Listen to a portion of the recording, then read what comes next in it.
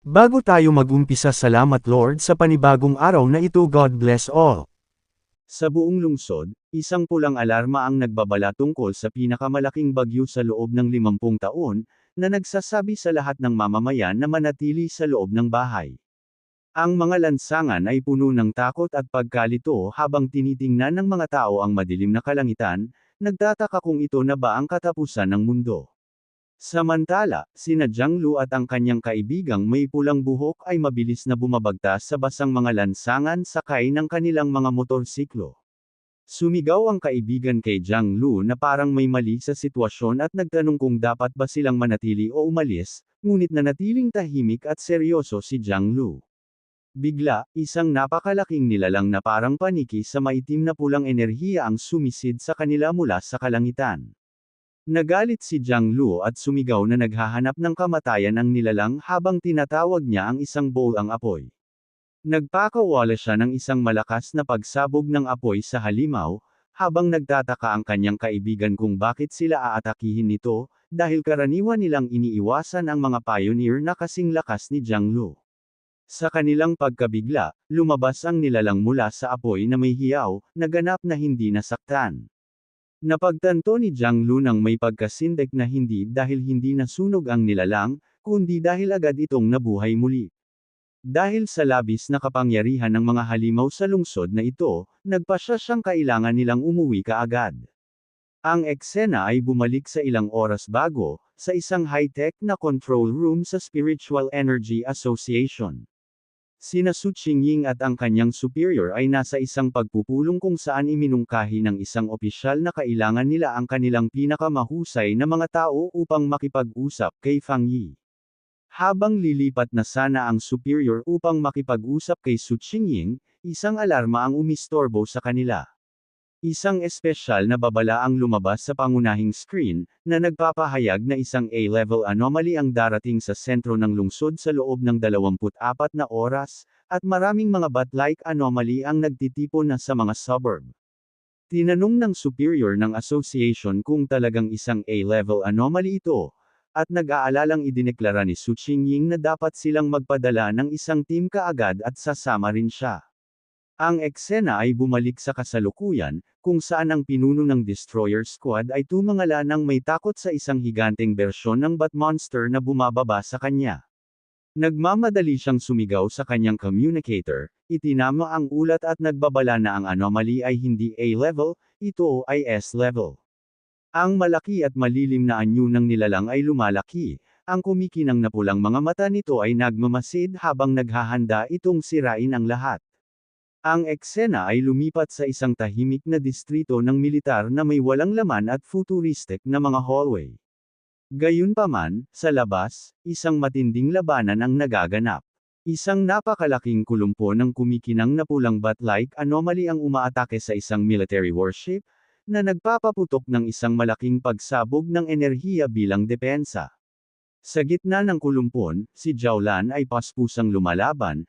Ang kanyang katawan ay isang ipu-ipu habang ginagamit niya ang malalakas na purple energy whips upang hiwain ang mga alon ng madilim na nilalang. Huminto si Zhao Lan, pinagmamasdan ang walang katapusang daloy ng mga halimaw. Alam niyang ang kanyang natatanging kakayahan ay nagpapahintulot sa kanya na hubugin at palakasin ang kanyang espiritual na kapangyarihan, ngunit ang bilang ng mga dark attribute bats ay patuloy na lumalaki.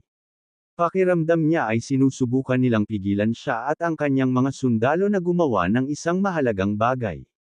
Sa sandaling iyon, isang batang lalaking blonde, na pumutok ng dilaw na kidlat, ang lumapag sa tabi niya. Ngumiti siya, binabati siya sa kanyang kapangyarihan. Pagkatapos ay ipinaliwanag niya ang kanilang masamang sitwasyon. Ang buong distrito ng militar ay hawak lamang ng ilang high-level na opisyal. Humihingi siya ng kanyang mga utos. Sinabi ni Zhao Lan sa kanya na ang kanilang mga komunikasyon ay na-jam, na ginagawang imposible na makipag-ugnayan sa sinuman sa labas. Ipinapalagay niya na ang ibang mga distrito ng militar ay nahaharap sa parehong problema. Nakaharap sa isang kalangitan na nagiging itim sa kulumpon, gumawa ng isang mahirap na desisyon si Zhao Lan. Isinigaw niya ang kanyang mga utos, inuutusan ang dalawang squad na manatili at ipagtanggol ang restricted zone kahit anong mangyari. Ipinahayag niya na ang lahat ay susunod sa kanya upang masira ang mga linya ng kaaway at subukang kumonekta sa iba pang puwersang militar. Sa kanyang utos na ibinigay, siya, ang Blonde Lightning user, at ang kanilang mga sundalo ay tumalon sa labanan, handang ipaglaban ang kanilang kalayaan. Habang sila ay lumilipad patungo sa lungsod, nagkaroon ng isang nakapangingilabot na realisasyon si Zhao Lan. Tinitingnan ng lungsod, naganap na natatakpan ng pulang dugong kulumpon, nauunawaan niya ang kanilang tunay na layunin. Ang tunay na target ng anomaly ay hindi kailanman ang military zone. Ito ay ang buong lungsod. Sa malakas na ulan, ang mga mamamayan ay nag-uunahan upang magtago. Sa isang hintuan ng boss, naghihintay ang live streamer na si Malala at isang lalaki, ngunit siya ay nasa sabik sa halip na matakot. Sinabi niya sa lalaki na ang kakaiba at malakas na ulan ay isang perpektong pagkakataon para sa isang sikat na stream. Sa isang determinadong ngiti, sinabi niya na kung minsan kailangan mong sumugal para sa kamanghamanghang footage. Ang kanyang pananabik ay mabilis na nauwi sa pagkasindek.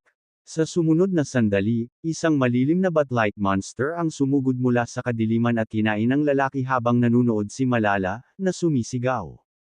Ang hangin ay napuno ng kaguluhan habang isang napakalaking kulumpo ng mga nilalang na ito ang bumaba sa kalye. Tumakbo si Malala para sa kanyang buhay, naririnig ang natakot na mga sigaw na iniinom ng mga paniki ang kanilang dugo. Naabutan siya ng isa sa mga nilalang at inatake siya, at sumigaw siya na naniniwalang dumating na ang kanyang katapusan. Nang malapit na sanang sumalakay ang halimaw, isang maliwanag na asol na talim ng enerhiya ang humiwas sa hangin, na pumatay sa nilalang at nagligtas sa kanya. Isang figure na napapalibutan ng asol na kidlat ang lumapag ng may biyaya sa likod niya. Ang tagapagligtas ay si Su Qingying, na nakatayo kasama ang dalawa sa kanyang nakabalabal na mga miyembro ng squad. Inalok niya ang isang kamay sa natakot na si Malala, sinasabi sa kanya na dadalhin siya ng kanyang mga kasamahan sa bahay ng ligtas. Habang tinutulungan ng dalawang miyembro ng squad ang nagulantang na babae, binalaan ng isa si Su Qingying na ang bilang ng mga sea-level na bat anomaly ay lumalaki, at tila nag-i-evolve sila. Sa isang galit na tingin, sinabi ni Su Qingying na kung alam nilang ang mga nilalang ay nag-i-evolve sa pamamagitan ng pagkain ng mga tao, dapat silang magmadali at dalhin ang lahat ng mga sibilyan sa isang ligtas na lugar. Pagkatapos ay ibinigay niya ang kanyang huling utos, sinasabi sa kanyang team na magkita siyang muli sa lugar na ito sa ibang pagkakataon, dahil ito ang lugar na may pinakamaraming anomaly. Sumang-ayon ang kanyang mga kasamahan habang inaakay nila si Malala palayo, iniiwan si Su Qingying na mag-isa upang harapin ang lumalaking pulang dugong kulumpon. Sa itaas ng lungsod, si Fang Yi ay lumundag at lumapag sa isang rooftop, nakaharap sa isang malaking multi-eyed na bersyon ng bat anomaly. Tinitingnan ng walang katapusang kulumpon sa ibaba, nagulat siya na ang buong grupo ay nag-evolve na, ang kanilang kapangyarihan ay papalapit sa 3-star Ghost Axe Realm. Bilang tugon sa malaking banta, tinawag niya ang isang maliwanag na nagliliyab na espada ng gininto ang apoy. Sa isang solong malakas na swing, nagpadala siya ng isang napakalaking alon ng apoy na humiwas sa kulumpon, na sumunog sa isang malaking bilang ng mga nilalang kaagad. Gayunpaman, habang pinapanood niya, ang kanyang mata ay kumikinang ng pula, at napagtanto niya na ang laban na ito ay hindi pa tapos. Nauunawaan niya na ang anomaly na ito ay iba.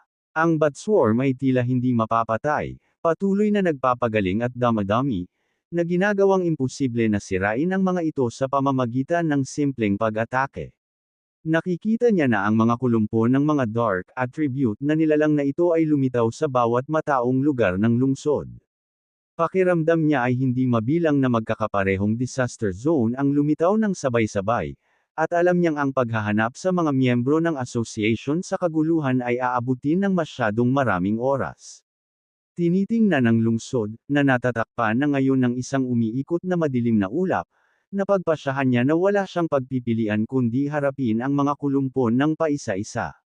Nagpasya sa isang bagong diskarte, itinaas ni Fang Yi ang kanyang kamay at ginamit ang kanyang ultimate technique, ang walang limitasyong madilim na mundo. Isang napakalaking umiikot na vortex ng madilim na berdeng enerhiya ang sumabog mula sa kanya, at idineklara niya na ang mga anomaly ay magiging pagkain para sa kanyang espiritual na bulaklak. Habang nagsisimulang sipsipin ng kanyang vortex ang kulumpon, naiisip niya ang kanyang mga kaalyado. Isang pangitain ng mga pioneer na tinipon niya sa kanyang tahanan ang lumitaw sa kanyang isipan, sina Lin Yi, Su Qingying, Zhang Xiaoya, at iba pa. Alam niyang dapat siyang kumilos ng mabilis. Naniniwala siya na sa kakayahan ng kanyang pinsan at sa proteksyon ng iba pang mga pioneer, ang kanyang tahanan ay dapat naligtas sa ngayon. Ngunit nauunawaan din niya na kung lumala ang sakuna, ang bangungot ay magiging totoo, at ang kaligtasan ay magiging halos imposible para sa lahat.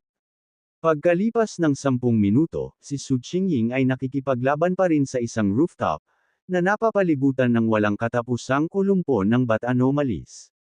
Nagngangalit ang kanyang mga ngipin sa pagkabigo, na pagtanto na kahit gaano karami ang kanyang sirain, patuloy pa rin silang dumarating. Masyadong mabagal ang paggaling ng kanyang espiritual na kapangyarihan, at nag-aalala siya na malapit na siyang maubusan ng enerhiya. Saglit din niyang iniisip ang kanyang dalawang kasamahan sa team, umaasa na ligtas sila habang sinasamahan ang sibilyan. Isang biglaang, natakot na sigaw para sa tulong ang nagpatingin sa kanya sa kalangitan. Nakikita niya ang isang napakalaki at siksik na bola ng mga pulang anomaly na nagtitipon, na bumubuo ng isang nag-iisang, nakakatakot na nilalang. Napagtanto na lumalala ang panganib, lumundag siya sa gilid ng isang gusali. Alam niya na kung patuloy na lumalakas ang mga anomaly, malapit na silang umabot sa spirit creation realm. Dahil kalat-kalat ang kanyang team sa pagliligtas ng mga tao, wala silang sapat na kapangyarihan upang harapin ang bagong banta na ito, lalo na ngayon na nagsimula ng atakihin ng mga nilalang ang mga gusali. Nagpaputok siya ng ilang malalakas na pagsabog ng asol na enerhiya sa mga paniki, sinusubukang makalusot. Gayunpaman, ang malaking bilang ng mga nilalang ay labis, at nilupig nila siya, ibinagsak siya mula sa kalangitan. Habang siya ay nahuhulog, nagkaroon siya ng isang nakapangingilabot na realisasyon. Tinitingnan ng napakalaki at umiikot na vortex ng madilim na enerhiya at kidlat sa itaas, nauunawaan niya ang tunay na layunin ng kulumpon. Isang anomaly king ang malapit ng isilang.